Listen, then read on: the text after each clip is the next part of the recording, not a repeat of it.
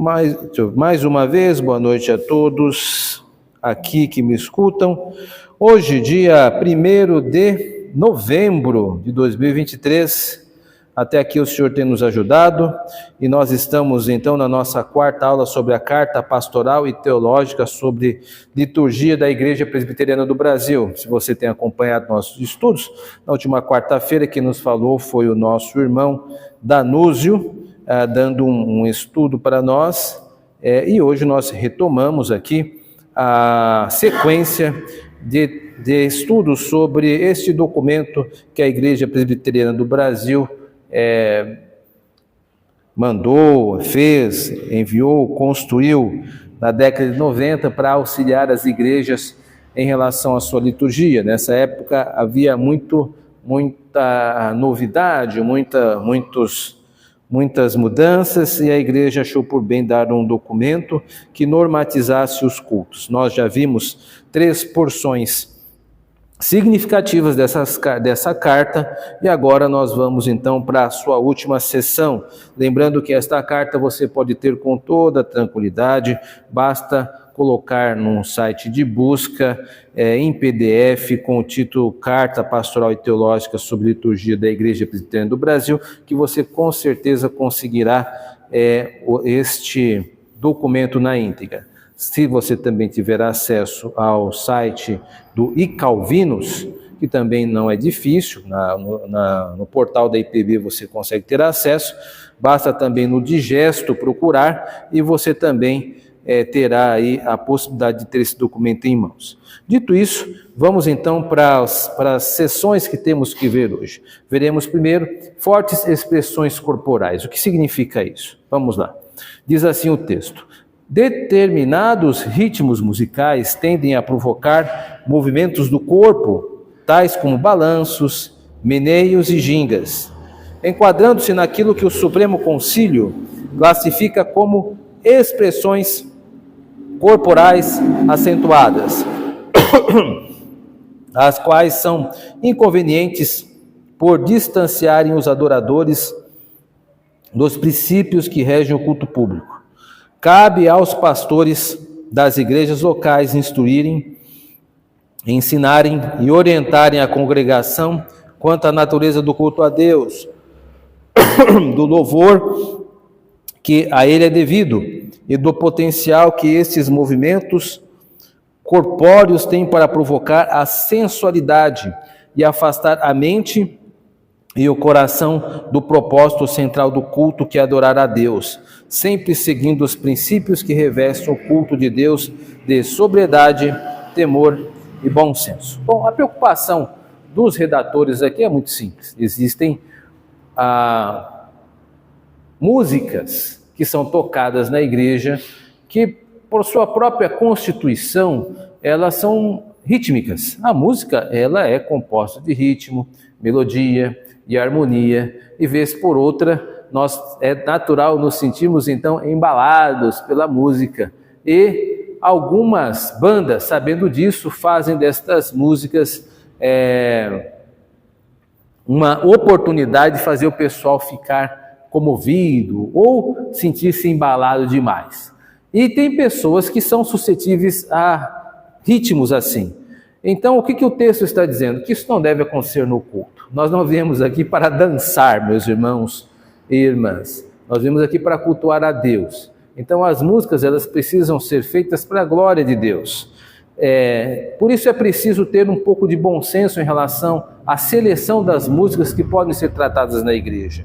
Mesmo algumas músicas de adoração, se nós não tivermos cuidado, daqui a pouco estamos dizendo que estamos apaixonados por Jesus, daqui a pouco estamos dizendo que estamos loucos de amor, daqui a pouco estamos caindo no chão.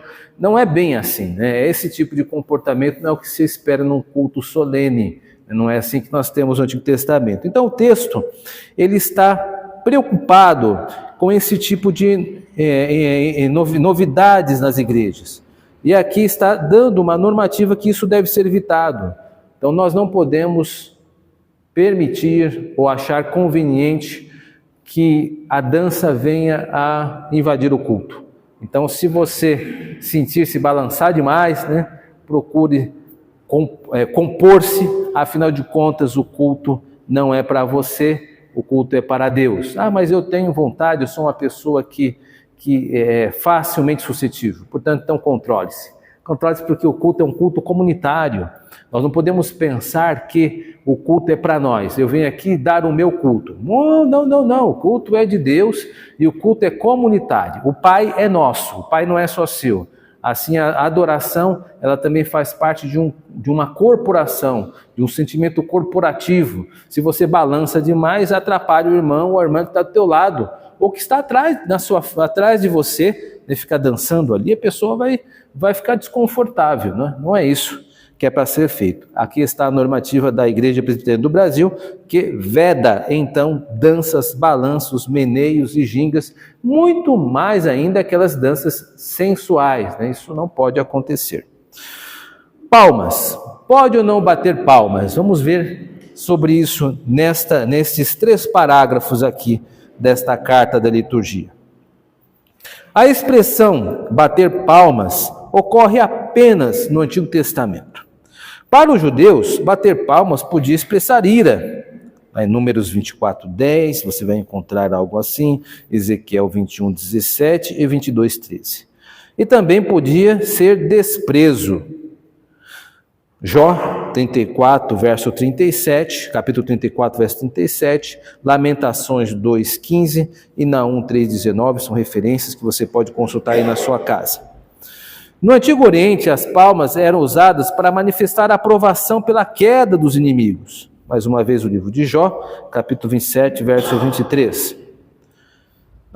E pela prosperidade do justo, Isaías 55:12. E como aplauso em cerimônias de aclamação de reis. Isso está lá em 2 Reis 11:12. Nenhuma das ocorrências sobre palmas no Antigo Testamento se refere à marcação rítmica de cânticos religiosos, quer no templo ou em outro lugar. Então aqui, nesse primeiro parágrafo, está dizendo que não há menção nenhuma de palmas para marcar ritmo, né, tocando harpa ou com outro tipo de instrumento. Segundo parágrafo, esse fato de imediato nos leva à conclusão que bater palmas durante os cânticos ou deixar de fazê-lo não torna tais cânticos mais ou menos aceitáveis diante de Deus. Também que as palmas não devem ser usadas para aferir a espiritualidade e o fervor nos cultos de uma igreja e de seus participantes, e que jamais devem ser vistas como expressão de espiritualidade. Então, o fato de bater palmas não faz com que o culto fique mais espiritual. Mas se eu bater palma, eu vou estar contribuindo para a espiritualidade do culto. Não tem fundamento nenhum. Terceiro parágrafo. Apesar de o assunto ter sido enviado várias vezes ao Supremo Concílio e sua comissão executiva, a IPB não tomou, até o presente, uma decisão de proibir ou admitir as palmas nos cultos públicos das igrejas federadas. A única resolução sobre o assunto foi a de reconhecer como legítima a decisão de um presbitério que proibiu palmas nos cultos das igrejas sob sua jurisdição. Esta resolução não entrou no mérito da atitude do presbitério. Então aqui há um registro histórico de que um presbitério proibiu, mas isso não se estendeu para toda a IPB. Então, bater palmas é proibido ou permitido? O assunto está inconcluso. O assunto aqui não foi criada uma normativa que proíba e nem que admite. Aqui agora um pouco da nossa experiência, o que nós entendemos aqui e como isso é praticado na nossa liturgia. Nós não temos esse hábito, né, de bater palmas nesta região, pelo menos em Itaquaquecetuba e nas igrejas de Poá, que estão mais circunspectas a nós aqui. Isso eu não vejo, não vi, não presenciei. É possível até que possa ter, em algum momento, uma vez que nós ficamos muito próximos das nossas próprias atividades eclesiásticas. Mas nós aqui não adotamos bater palmas, porque cremos que isto não irá elevar a espiritualidade do culto. Muito pelo contrário, nós devemos tomar cuidado para não nos associar ao evangelicalismo, que é a ideia de que todas as igrejas evangélicas são iguais e tudo que é permitido em uma pode ser permitido aqui também. Acho que nós presbiterianos não temos esse tipo de preocupação rítmica, né? Cantando e com os instrumentos, estamos de bom tamanho, esse tem sido o nosso entendimento até então. Aplausos, é a terceira sessão. Há duas passagens nos Salmos onde se convida a aplaudir a Deus por seus atos majestosos e poderosos, como expressão de exultação, gratidão, honra e louvor. Isso está em Salmo 47, verso 1. Acho que nós podemos ler aqui até para marcar bem, são apenas 2 textos, então eu estou lendo para você 47, 1. Batei palmas, todos os povos, celebrai a Deus com vozes de júbilo. Este é o 47, não lerei o 98, que é similar. No Antigo Oriente, era costume aplaudir-se os reis como forma de demonstração da sujeição, gratidão e respeito de seus súditos em reconhecimento de suas vitórias e conquistas, ou durante a sua coroação. 2 Reis 11, capítulo 11, verso 12. A linguagem desses salmos é tirada da cerimônia de coroação dos reis de Israel e usada para se referir a Deus como o supremo rei sobre toda a terra. Estas passagens não provam que aplaudir a Deus era uma das partes do culto público a ele prestado em Israel. Além disto, não há qualquer referência a isto no Novo Testamento. Desta forma, carece de fundamentação a prática de palmas para Jesus, equivocadamente introduzida em muitas igrejas evangélicas hoje. O aplauso a homens durante o culto se constitui numa violação de um dos princípios centrais do culto a Deus, que é a sua teocentricidade. Não a nós, Senhor, não a nós, Senhor, mas ao teu nome da glória. Salmo 115, verso 1. Aplaudir corais, coros e grupo após terem participado da liturgia torna tais participações em espetáculo, show e apresentações, tornando estas circunstâncias em fins em si mesmas, desvirtuando o seu caráter secundário e tornando o culto a Deus em culto centrado no homem. Aqui, então, há uma referência de como as palmas têm sido entendidas na cultura brasileira. Geralmente, os aplausos, eles estão muito vinculados a uma demonstração de aprovação de um auditório por algo que foi apresentado. Isto não cabe na igreja. Então, nós não aplaudimos e nem damos aplausos ou palmas para Jesus, como alguns círculos evangelicais o fazem. Nós aqui não fazemos isso porque entendemos que isso não promove a glória a Deus, muito pelo contrário, isso promove um culto voltado à própria pessoa. Então nós evitamos isso. Aqui, até então, o documento tem caminhado com sobriedade. Dito isso, nós vamos então para a seção final da nossa carta, onde todos os parágrafos, nós temos 1, 2, 3, 4, 5, 6 expressões de considerações, começando com as decisões do Supremo Concílio. Então, de toda a carta que nós vimos, nós vamos ver agora as decisões que devem ser tomadas por subordinação ao nosso Supremo Concílio. Então, vamos lá. Primeira, o Supremo Concílio, diante das evidências bíblicas e confessionais relativas à importância do culto público, determina aos seus pastores, oficiais, igrejas e membros a que procurem congregar-se com frequência para prestar serviço espiritual a Deus, não substituindo o culto público pelo culto individual ou familiar, e que valorizem a sua presença no culto público, para eles se preparando em conformidade com como determina o Catecismo da IPB. Então, isso é importante. Eu volto a repetir o que geralmente tenho dito. O culto devocional particular é uma parte importante da vida cristã. O culto no lar, junto com seus queridos, também é uma faceta importante da vida devocional de uma família.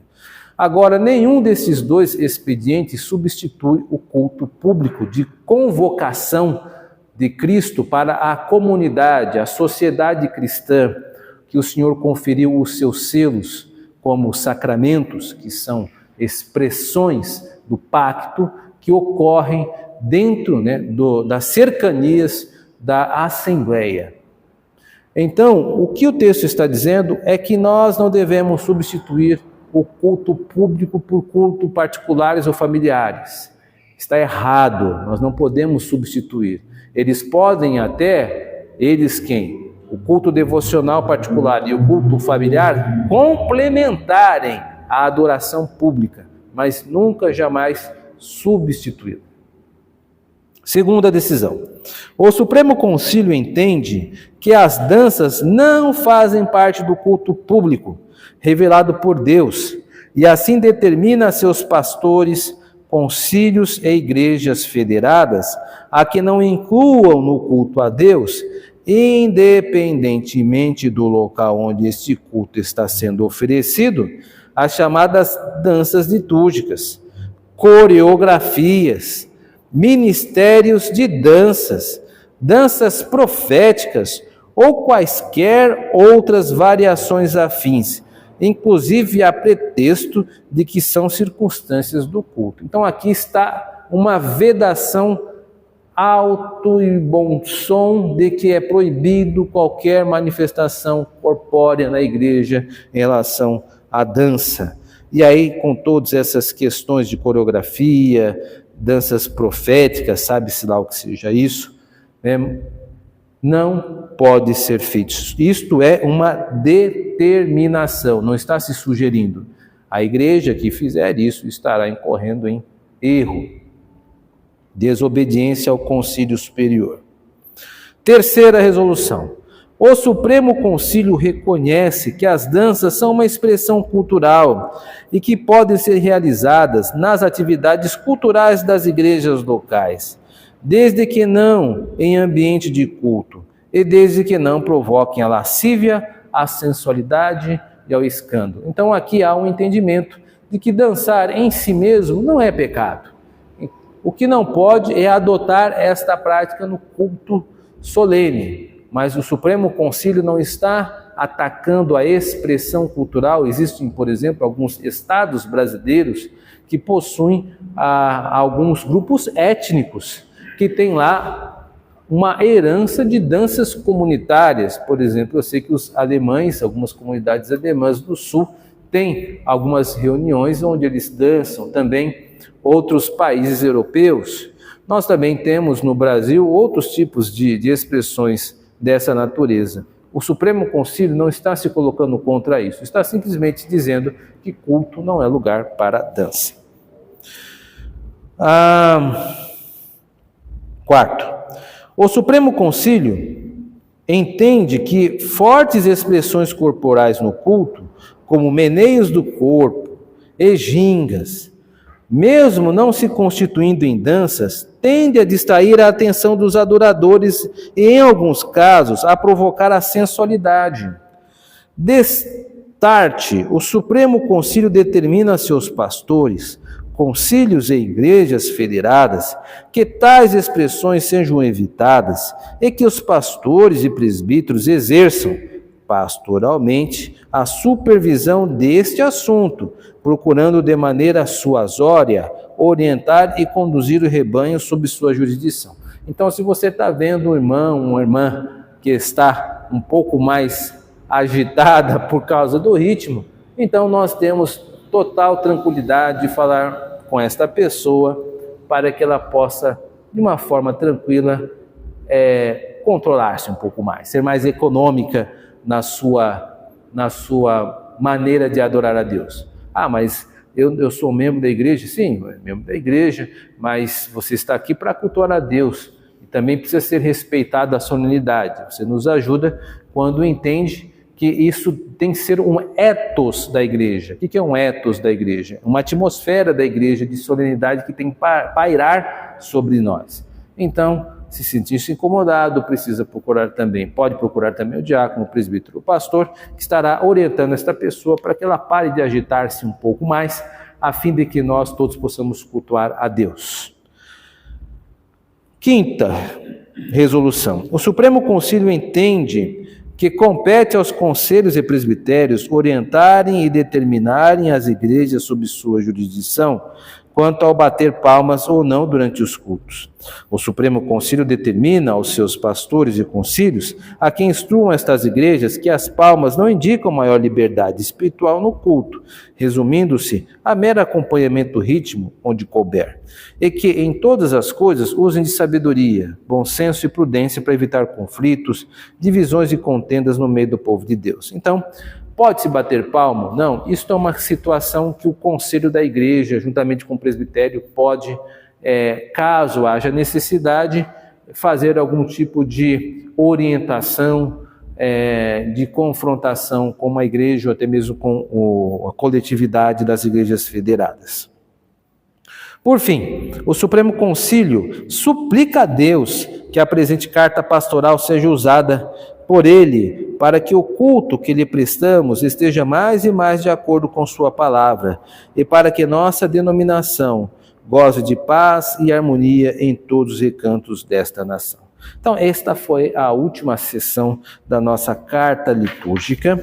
Eu espero que você tenha aprendido aí, pelo menos nessas 4 lições, contando com essa, a imagem que o Supremo Concílio faz do ideal de uma liturgia. Nós precisamos saber, dentre outras coisas, o que são elementos do culto, essenciais ao culto, e são estes: pregação, oração, votos, juramentos. Esses são elementos que são essenciais ao culto, são elementos do culto. São diferentes de circunstâncias de culto. Circunstâncias são horário, mobiliário, ornamentos, instrumentos. Isso são circunstâncias de culto, são inferiores em valor aos elementos do culto. Nós podemos muito bem passar bem no culto sem instrumentos, mas não podemos ter um culto sem a pregação da palavra. A pregação da palavra é elemento de culto. E nós vimos agora algumas preocupações sobre expressões corporais. Mas eu não tenho o direito de adorar a Deus do meu jeito? Não, não tem. Você tem que adorar a Deus como a igreja a qual você pertence, se subordina, conforme os votos que você fez na profissão de fé, entende que devam ser posicionados, entende que deva se comportar-se. É assim que nós fazemos, é assim que deve ser feito. Que Deus nos abençoe e que possamos todos contribuir para a paz e para que possamos adorar a Deus com total tranquilidade. Amém.